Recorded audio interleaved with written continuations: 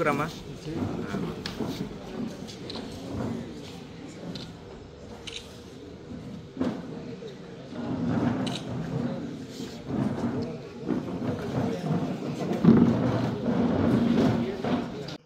దరిద్రానికో మంచికో ఇప్పుడు మళ్ళీ డేట్ ఇచ్చినారు. గోపవరం ఉప సర్పంచ్, గోపవరం గ్రామ పంచాయతీ ఉప సర్పంచ్ ఎన్నికలకు సంబంధించి ఇప్పుడు మళ్ళీ డేట్ ఇచ్చింది ఎన్నికల కమిషన్. ఈ నెల 19 తారీఖున ఉదయం 11 గంటలకు ఉప సర్పంచ్ని ఎన్నుకోవాలని ఇచ్చింది. ఈసారి కోరం కూడా లేదు.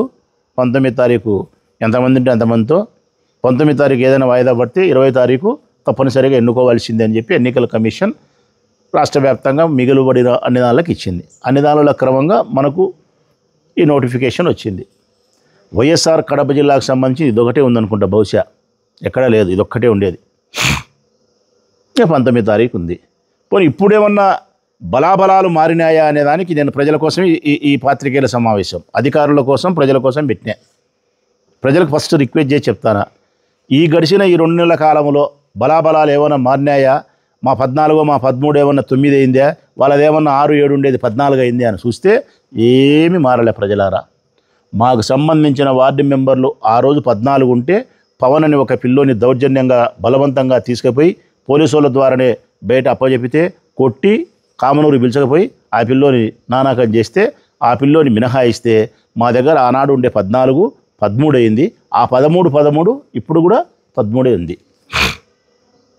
మా వార్డు మెంబర్లు ఎవరు ఒక్కరు కూడా తెలుగుదేశం పార్టీ అధికారానికి భయపడింది కానీ వాళ్ళ ప్రలోభాలకు లొంగింది కానీ వాళ్ళ సైడ్ పోయింది కానీ లేదు. ఆ 13 మందిని కూడా ఇప్పుడు ప్రెస్ ముందర కూర్చోబెట్టి చూపిస్తున్నాం ప్రజలకు, ఇదిగో మా బలం అని. మరి ఈ బుద్ధు 13 మేముండి 7 వాళ్ళు ఉంటే ఎవరు ఉప సర్పంచ్ కావాలా?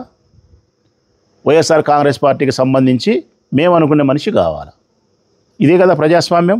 ఇది జరగకుండా వాయిదాలు పడడం, ఇది జరగకుండా పోలీసు కేసులు కావడం, ఇది జరగకుండా రాళ్లతో కొట్టడం, ఇది జరగకుండా మా వాళ్ళని అక్కడ రాణించకపోవడం, వాళ్ళు ఇష్టం వచ్చినట్టు కార్యాలయంలో వాళ్ళు దూరడం, అధికారులకు దొంగ గుండెపోట్లు రావడం, ఈ సక్రమైన పద్ధతులు కాదు.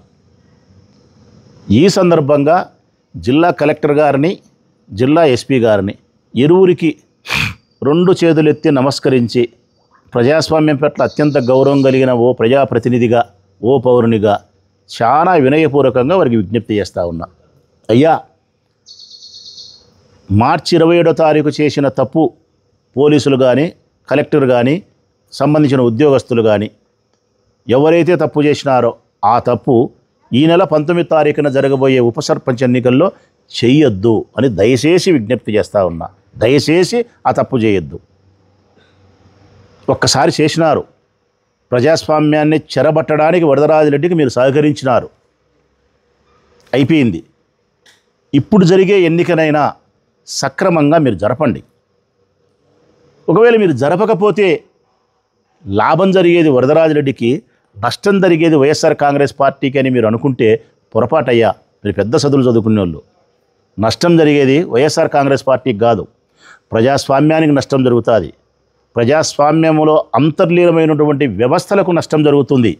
పోలీస్ వ్యవస్థకు చెడ్డ పేరు, రెవెన్యూ వ్యవస్థకు చెడ్డ పేరు, ఎన్నికల అధికారికి ఆఫ్టర్ ఆల్ చిన్న 20 మంది వార్డు మెంబర్లు కలిసి ఒక చోట పాల్గొని ఓటు వేయాల్సినటువంటి ఒక చిన్న ఎలక్షన్ను నిర్వహించలేని దుస్థితిలో యంత్రాంగం ఉందనే చెడ్డ పేరు రెవెన్యూ డిపార్ట్మెంట్కి వస్తుంది.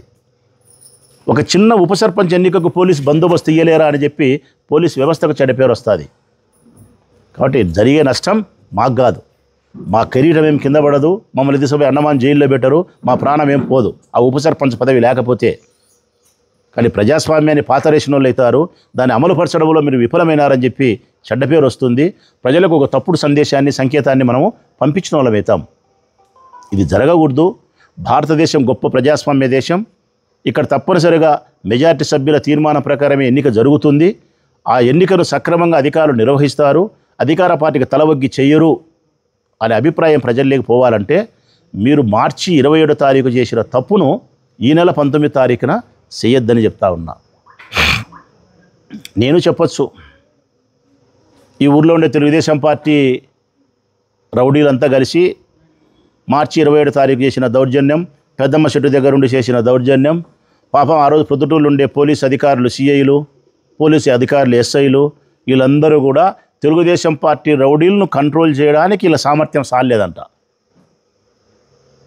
మరి నేను ఈరోజు మాట్లాడచ్చు, ప్రొద్దుటూరులో ఉండే పోలీసుల సామర్థ్యం సాలలేదు కాబట్టి రేపు 19 తారీఖైనా అని కంట్రోల్ చేయడానికి పాకిస్తాన్తో యుద్ధం చేసిన మిలిటరీ దళాలనైనా పిలిపిస్తారా అని నేను కూడా ఎగతాళిగా మాట్లాడచ్చు.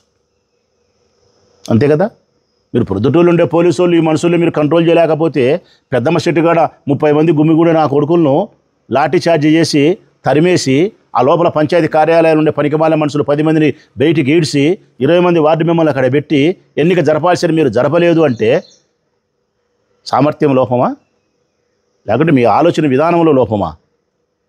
సామర్థ్య లోపం అయితే రేపు కడప నుంచి బలాలు పిలిపిండి, కడప నుంచి సరిపోకపోతే మిలిటరీ నుంచి పిలిపిండి. రెండో ఉద్దేశం, పోలీసులు సక్రమంగా పనిచేస్తారు, గుండెపోటు వచ్చాడు అది అధికారికి, మేమేం చేయాలా పోలీసు వాళ్ళు అంటారు. అందుకే ఇప్పుడు కలెక్టర్ గారికి చెప్తానా, రేపు ఎన్నికల డ్యూటీకి ఏ అధికారిని అయితే పంపిస్తున్నారో సార్, దయచేసి వాళ్ళను హైదరాబాద్లో కేర్ హాస్పిటల్కో లేకుంటే యశోద హాస్పిటల్కి పిలిచకపోయి వాని అంగాంగాన్ని అభయాన్ని పరీక్షించి ఏ జబ్బు లేనటువంటి మాకు అధికారిగా పంపండి. మళ్ళీ వారికి గుండెపోటు వచ్చి మేము తెస్తాం ఎలక్షన్ వాయిదా పడి. ఇది మీకు అనిపించడం లేదా? ఇట్లా చేయకూడదు, ఇది తప్పుడు సమాచారం ప్రజలు లేకపోతుందని. దయచేసి నేను అధికారులందరూ రిక్వెస్ట్ చేస్తూ ఉన్నా, రేపు 19 తారీఖున చిన్నపాటి హింసాత్మక సంఘటన జరగకుండా, ప్రజాస్వామ్యానికి ఏమాత్రం అపఖ్యాతి రాకుండా మా సభ్యులందరినీ నేరుగా ఓటింగ్ దగ్గరికి పిలుచుకొని పోయి భద్రత కల్పించి వారి చేత ఓటు వేయించి లోపల ఎన్నికలు నిర్వహించి ఎన్నిక అధికారి నిష్పక్షపాతంగా నిజాయితీగా ఎన్నికలు నిర్వహించి మెజార్టీ కలిగిన సభ్యుల నుంచి ఒకరిని ఉపసర్పంచ్గా ఎన్నుకునేదానికి పూర్తిగా మీ బాధ్యతను సక్రమంగా చేయమని కోరుతా ఉన్నా.